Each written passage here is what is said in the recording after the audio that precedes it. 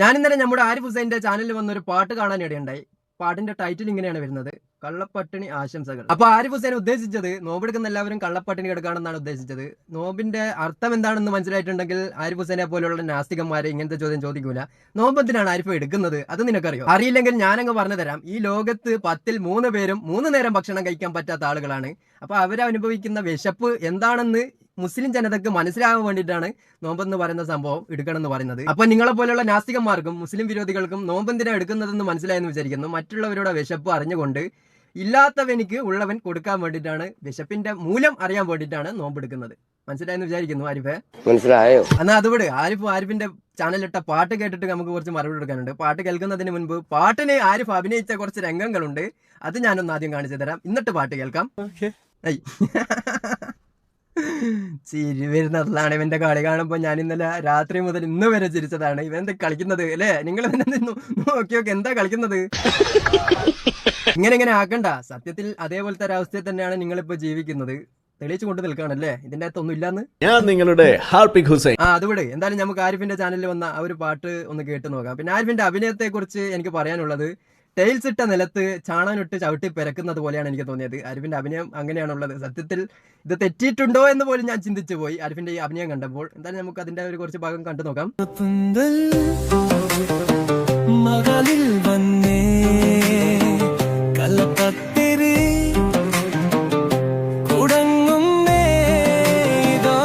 കൊള്ളല്ലേ, പാട്ട് കൊള്ളാം. പാട്ടിന്റെ അർത്ഥമൊക്കെ അവിടെ കിട്ടെ, അതിന്റെ ഈണമൊക്കെ അടിപൊളിയാണ്. ആര് പാടിയതാണെന്ന് അറിഞ്ഞുകൂടാ. എന്തായാലും ഏതെങ്കിലും നാസ്തികം പാടിയതായിരിക്കും, അല്ലാതെ ഇവനിക്കൊന്നും സ്റ്റാൻഡേർഡുള്ള ആൾക്കാരൊന്നും പാടിക്കൊടുക്കൂലോ. എന്തായാലും പാട്ടിന്റെ ഒരു ഈണമൊക്കെ അടിപൊളിയാണ്, പറയാതിരിക്കാൻ നിവർത്തിയില്ല.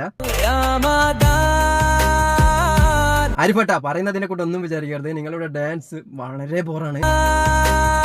ആരിഫിന്റെ ഡാൻസ് ബോറാണെങ്കിലും പാട്ടിന്റെ ഈണമൊക്കെ നല്ലൊരു ഈണത്തിൽ അങ്ങ് പോകുന്നുണ്ട്, നല്ല രസമുണ്ട് കേൾക്കാൻ, പറയാതിരിക്കാൻ നിവർത്തിയില്ല. പക്ഷെ ആരിഫേട്ടാ, നിങ്ങൾ അഭിനയിക്കേണ്ടതില്ലേനു ഇതില്.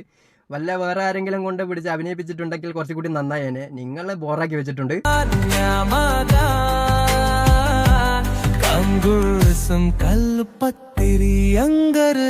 ഈ ഒരു പാട്ടിന്റെ ഒപ്പം ആരിഫിന്റെ ഡാൻസ് കൂടി കണ്ടപ്പോൾ എനിക്ക് തോന്നിയത് ബിരിയാണിയുടെ ഒപ്പം നല്ല പുളിച്ച സാമ്പാർ വിളമ്പിയത് പോലെയാണ്. പാട്ടൊരു ഈണത്തിൽ അങ്ങ് പോകുകയാണ്. പക്ഷെ ആരിഫേട്ടൻ ഇവിടുന്ന് ഇത് തെറ്റ ആളുകൾ കളിക്കുന്നത് പോലെ അതാണ് ചിരി വരുന്നത് ഇവന്റെ കളി കാണുമ്പോ.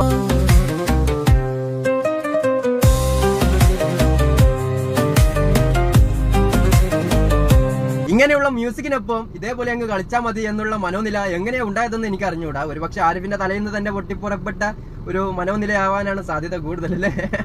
മ്യൂസിക് എവിടെ പോകുന്നു, ഇവനെന്താ പറയാന്, തലക്കകത്ത് ഒന്നും ഇല്ലാത്ത ആളുകൾ കളിക്കുന്നത് പോലെ എന്തൊക്കെയോ കളിച്ചു വെക്കാണ്.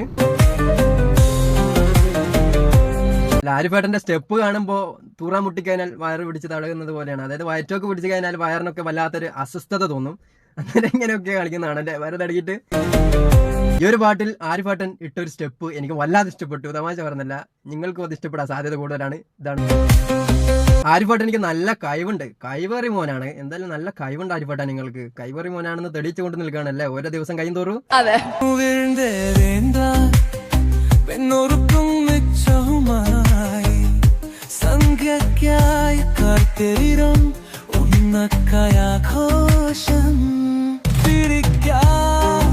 അപ്പൊ ആരിഫേട്ടന്റെ സോങ് നിങ്ങൾക്ക് ഇഷ്ടപ്പെട്ടു എന്ന് വിചാരിക്കുന്നു. ആരിഫേട്ടൻ എനിക്ക് ആരാണ് ഈ പാട്ട് പാടിക്കൊടുത്തതെന്ന് അറിഞ്ഞൂടാ. അവനിക്ക് നല്ല കഴിവുണ്ട്, അവനൊരു പക്ഷേ കയറി പോകാനും സാധ്യത കൂടുതലാണ്.